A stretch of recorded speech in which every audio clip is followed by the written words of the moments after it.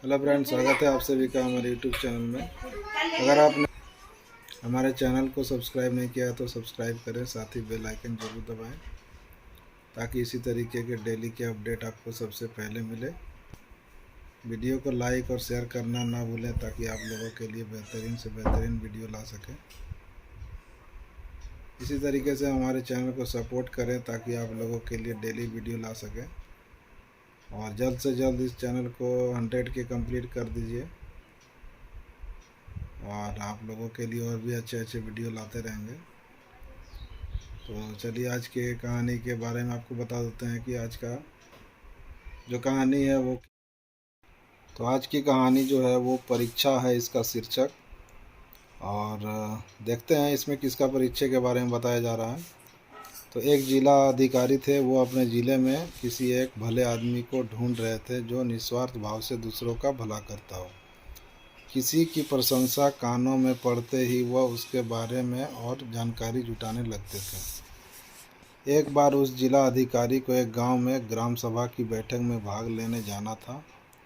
वे उस बैठक में शामिल होने के लिए गांव की ओर चल दिए। गांव की सड़क अधबनी थी, इसलिए उन्हें कार से उतरकर पैदल ही चलना पड़ा। कुछ दूर चलने के बाद उनकी नज़र एक भारी पत्थर पर पड़ी जिससे ठोकर खाकर कोई भी गिर सकता था। जिला अधिकारी के मन में गांव के लोगों को परीक्षा लेने की विचार आया। वो एक पेड़ की आड़ में छिपकर खड़े हो गए। वे यह देखना चाहते थे कि राह में पड़ा उस पत्थर को वहां से कौन हटाता है। थोड़ी देर बाद एक किसान आता है, दिखाई देता। उसके कंधे पर हल था और एक हाथ में बैलों की डोरी। उस पत्थर को देखते ही किसान स्वयं भी सड़क के किनारे चलने लगा और बैलों को भी पत्थर की ठोकर खाने से बचा लिया। तभी दूर से एक दूध वाला आता दिखाई दिया। सिर पर वजन होने से उसकी गर्दन आकाश की ओर उठी हुई थी। बेध्यानी में वो पत्थर से ठोकर खाकर गिर पड़ा। उसके घुटनों पर चोट लगी और सारा दूध सड़क पर गिर गया। दूध वाला कठिनाई से उठते हुए बड़बड़ाया, इतना बड़ा पत्थर रास्ते में पड़ा है और किसी ने नहीं हटाया। मेरा दूध तो गिर गया। अब मैं ग्राम सभा को दूध कैसे दे पाऊंगा। दूध वाला लंगड़ाता हुआ अपने रास्ते चला गया। उसने भी पत्थर नहीं हटाया। तभी किसी साइकिल की घंटी सुनाई दी। एक युवक साइकिल पर सवार मस्ती में गाना गाता आ रहा था। अचानक साइकिल का पहिया उस पत्थर से टकराया, साइकिल लड़खड़ाई। युवक गिरते गिरते बचा। वह बड़बड़ाया, मैं कई दिनों से इस पत्थर को यहीं पड़ा हुआ देख रहा हूँ, पर कोई भी अभी तक इसे हटाने नहीं आया। लोग बहुत आलसी है। युवक ने साइकिल आगे बढ़ाई और दूर निकल गया। युवक के जाते ही एक बुजुर्ग सिर पर फलों की टोकरी लेकर आया। वे भी उसी पत्थर से ठोकर खाकर गिर पड़े। उनके सारे फल बिखर गए।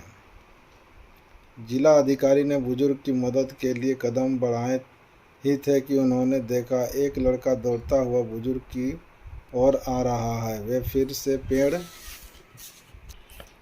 की आड़ में छिप गए।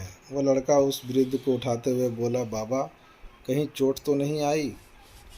नहीं बेटा, पर देखो सारे फल कैसे बिखर गए हैं। ये फल ग्राम सभा में बांटे जाने थे।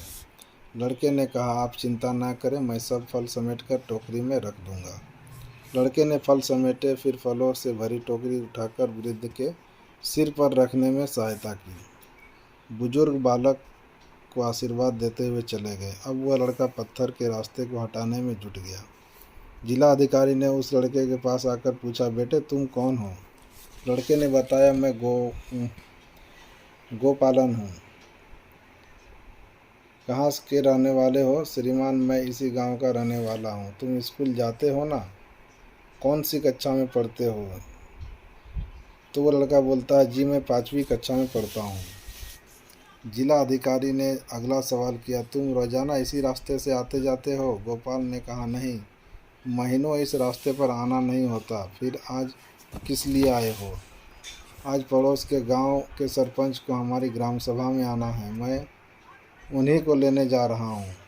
अधिकारी उसकी पीठ थपथपाया थपथपाते हुए गांव की ओर चल गए और गोपालन दूसरे गांव की ओर। कुछ देर बाद गोपालन उन सरपंच महोदय के साथ ग्राम सभा में आया। गोपालन के आते ही जिला अधिकारी ने ग्राम सभा को अपना परिचय दिया। उन्होंने बताया, दूसरों की निस्वार्थ भलाई करने वाले को सरकार पदक देना चाहती है। इस जिले में ऐसे व्यक्ति का चयन मुझे करना था। आज इस गाँव रास्ते में मुझे वो व्यक्ति मिल गया जो अपने जिले के लिए पहला पदक पाएगा। आप सबको ये जानकर खुशी होगी कि वह व्यक्ति है इस गांव का बालक गोपालन। आगामी गणतंत्र दिवस पर स्वयं मुख्यमंत्री महोदय गोपालक को पदक प्रदान करेंगे। ग्राम सभा में खुशी की लहर दौड़ गई। दूसरों के काम आने की गोपालन की आदत के बारे में वे पहले ही से ही जानते थे। सरपंच महोदय ने भी ग्राम सभा की ओर से उसे पुरस्कार देने की घोषणा की। गोपालन के संगी साथियों ने उसे बधाई दी और बुजुर्गों के ने आशीर्वाद भी दिया। तो दोस्तों, इसमें दिखाया गया है कि किस तरीके से परीक्षा ली गई, लेकिन इसका मेन जो उद्देश्य है इस कहानी का ये है कि हमें जो है दूसरों की हमेशा सहायता करनी चाहिए, और रास्ते में अगर कोई भी ऐसी वस्तु पड़ी हो जिससे लोगों को ठेस पहुंच सकती है, चोट लग सकती है, तो उसको ज़रूर हटानी चाहिए। तो चलिए, वीडियो को लाइक करें, शेयर करें, चैनल को सब्सक्राइब करें। मिलते हैं नए अपडेट के साथ, तब तक के लिए गुड बाय।